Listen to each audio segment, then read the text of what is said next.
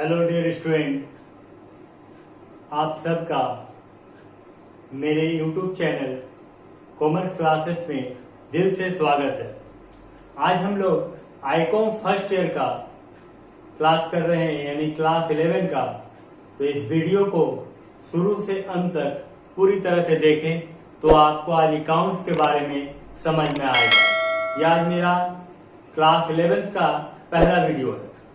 यहाँ पर हम लोग देखते हैं कि अकाउंट्स को कितने भागों में बांटा गया है।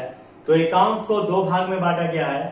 अकाउंट्स को यानी खाता को दो भाग में बांटा गया है, पर्सनल अकाउंट, दूसरा इम्पर्सनल अकाउंट। पर्सनल अकाउंट को तीन भाग में बांटा गया है, natural personal account, artificial personal account, representative personal account. Impersonal account को भी दो भाग में बांटा गया है, रियल अकाउंट और नॉमिनल अकाउंट।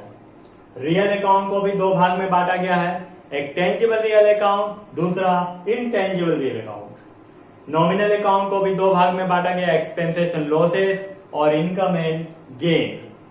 अब यहाँ पर हम लोग सारे अकाउंट्स को जो डिवाइड किया गया, क्लासिफिकेशन में डाला गया है, तो उसको अब हम लोग डिफाइन करते हैं कि उसको अकाउंट्स को क्या कहते हैं। अकाउंट्स एक खाता है। अकाउंट्स एक खाता है जिसमें व्यापार के सभी लेन देनों को एक विस्तृत रूप से लिखा जाता है। एक दुकानदार यानी एक मालिक के द्वारा जो लेन देन किया जाता है, उसके व्यापार में जो भी लेन देन होता है, उस लेन देन को जिस अकाउंट में लिखा जाता है, जिस खाता में लिखा जाता है, उसे हम लोग खाता कहते हैं। उसको दो भाग में बांटा गया है, एक पर्सनल अकाउंट, एक इम्पर्सनल अकाउंट। पर्सनल अकाउंट यानी व्यक्तिगत खाता। व्यक्तिगत खाता उसको कहा जाता है जो किसी फार्म, जो किसी व्यक्ति, फार्म, कंपनी तथा संस्था से या कंपनी से जुड़ी हुई हो, जिसमें Ram account, Mohan account, Sohan account, insurance company account, LIC account, bank account, सारे अकाउंट उनके अंतर्गत आते हैं। अब पर्सनल अकाउंट को तीन भाग में बांटा गया है, एक नेचुरल पर्सनल अकाउंट, दूसरा आर्टिफिशियल पर्सनल अकाउंट, तीसरा रिप्रेजेंटेटिव पर्सनल अकाउंट। सबसे पहले हम लोग नेचुरल पर्सनल अकाउंट के बारे में समझते हैं। नेचुरल पर्सनल अकाउंट का मतलब होता है प्राकृतिक व्यक्तिगत खाता। प्राकृतिक व्यक्तिगत खाता एक ऐसा खाता है जो प्राकृतिक द्वारा निर्मित है। प्राकृतिक द्वारा हम लोग आसानी से समझ सकते हैं इस प्रकार कि प्राकृतिक द्वारा पेड़ पौधा, जीव जंतु, पशु पक्षी और मनुष्य है। पेड़ पौधा, जीव जंतु और पशु पक्षी ये बिजनेस करते नहीं है, इसलिए इस कैटेगरी में इसको रखा नहीं गया है। मनुष्य करते यानी आदमी करता है, यानी व्यक्ति करता है। तो व्यक्ति का दो रूप होता है, एक लेने वाला और एक देने वाला। जो हमको पैसा देगा वो सिंडिकेटर्स कहलाता है, और जो हमसे पैसा लेगा वो लेनदार कहलाता है, यानी सिंडिकेटर। तो इस तरह हम लोग कह सकते हैं कि नेचुरल पर्सनल अकाउंट में दो अकाउंट आता है, एक सिंडिकेटर जो पैसा देगा और सिंडिकेटर जो पैसा लेगा। दूसरा artificial personal account. Artificial personal account उसको कहा जाता है जो बनावटी व्यक्तिगत खाता हो, जो मनुष्य के द्वारा, व्यक्ति के द्वारा बनाया गया है, जैसे bank account, school account, college account, institute account, hospital account, factory account, ETC।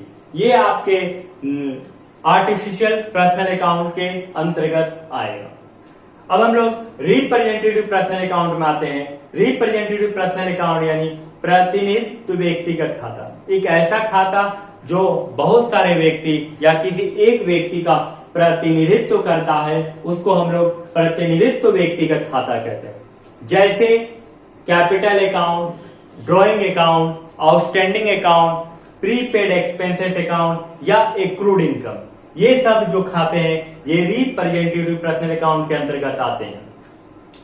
अब हम लोग इम्पर्सनल अकाउंट के बारे में पढ़ते हैं। देखिए, पर्सनल अकाउंट को छोड़कर बाकी जितने भी खाते हैं वो सारा इम्पर्सनल अकाउंट के अंतर्गत आता है। इसको दो भाग में बांटा गया है, एक रियल अकाउंट और दूसरा नॉमिनल अकाउंट।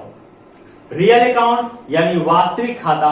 वास्तविक खाता उसे कहते हैं जो वास्तव में हो, जैसे आपका cash account, bank account, land and building, plant and machinery, furniture, car, computer, उसके बाद गुडविल, कॉपीराइट, ट्रेडमार्क, पेटेंट। इसको भी दो भाग में बांट दिया गया है, tangible real account, intangible real account. Tangible real account यानी मूर्त वास्तविक खाता, वैसा खाता जिसको हम लोग देख सकते हैं, छू सकते हैं, वैसा खाता को हम लोग टेंजिबल रियल अकाउंट कहते हैं, जिसे मूर्त वास्तविक खाता कहा जाता है। इसमें कौन कौन सा खाता आएगा, जैसे land and building, plant and machinery, furniture, car, computer, cash, etc. Intangible real account यानी अमूर्त वास्तविक खाता, जिसको हम लोग देख नहीं सकते, छू नहीं सकते, सिर्फ अनुभव या महसूस कर सकते हैं, जैसे गुडविल, कॉपीराइट, ट्रेडमार्क, पेटेंट।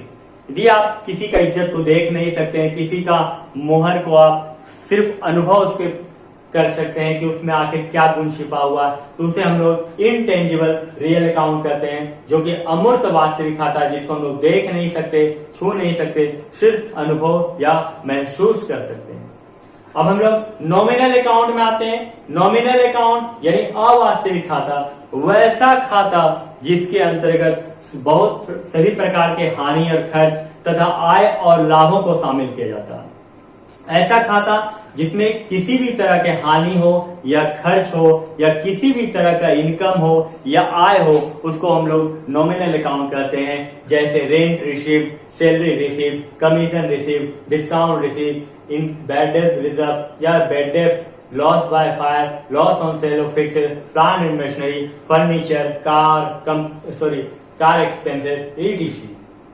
अब इसको दो कैटेगरी में बांट दिया गया है, एक एक्सपेंसेस एंड लॉसेस और दूसरा income and gain. Expenses and losses जिसमें सभी तरह के हानि और खर्च होगा, जैसे क्या क्या आएगा, जैसे rent paid, salary paid, discount allowed, discount debit, interest paid, commission paid, loss on sale of fixed asset, loss by fire, printing stationery expenses, bank charge, bank commission और बहुत सारे खर्चे आएंगे, इनके example.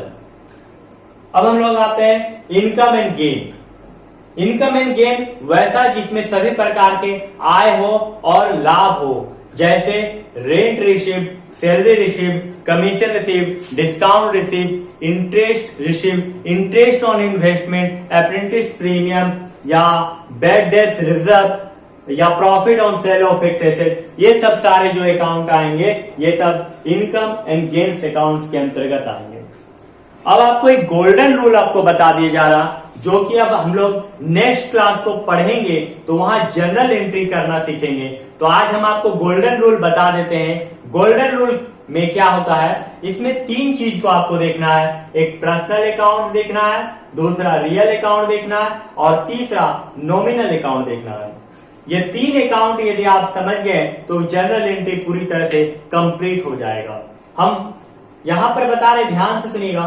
Personal account debit side, credit side, यानी debit side debit the receiver, credit the giver. जो आपके पास आएगा उसको डेबिट में लिखना है और जो आपके पास से जाएगा उसको क्रेडिट में लिखना है। ये आपका पर्सनल अकाउंट के अंतर्गत आता है। पर्सनल अकाउंट के अंतर्गत यानी debit the receiver, credit the giver. जो आपके पास आएगा उसको डेबिट में, जो आपके पास से जाएगा उसको क्रेडिट में करते हैं। रियल अकाउंट डेबिट व्हाट्स कम इन, क्रेडिट व्हाट्स गोज आउट। जो भी अधिकार या संपत्ति आपके पास आएगा उसको डेबिट साइड लिखेंगे, जो अधिकार या संपत्ति आपके पास से जाएगा उसको हम लोग क्रेडिट साइड लिखेंगे। नॉमिनल अकाउंट यानी expenses and losses, income gain. All debit in all expenses and losses, credit in all income and gain. यानी किसी भी तरह के हानि या खर्च होगा उसको हम लोग डेबिट में लिखेंगे और किसी भी तरह के इनकम या प्रॉफिट होगा उसको हम लोग क्रेडिट में लिखेंगे। अब सभी बात को एक बात याद रखिएगा, यदि आप रूल के साथ याद रखें, पर्सनल अकाउंट, रियल अकाउंट और नॉमिनल अकाउंट का रूल याद रखें तो ठीक है, और नहीं तो आप एक बात याद रखिएगा, जो आपके पास आएगा उसको डेबिट करना है एंट्री में, जनरल एंट्री में, और जो आपके पास से जाएगा उसको क्रेडिट करना है। हम लोग अब यहां से नेक्स्ट वीडियो में जो जाएंगे वहां से आपको बताएंगे कि हम लोग जनरल एंट्री कैसे बनाते हैं। तो नेक्स्ट वीडियो को मेरा जरूर देखिएगा। और पूरा वीडियो देखिएगा, स्किप करके कभी मत देखिएगा, नहीं तो आपको समझ में नहीं आएगा।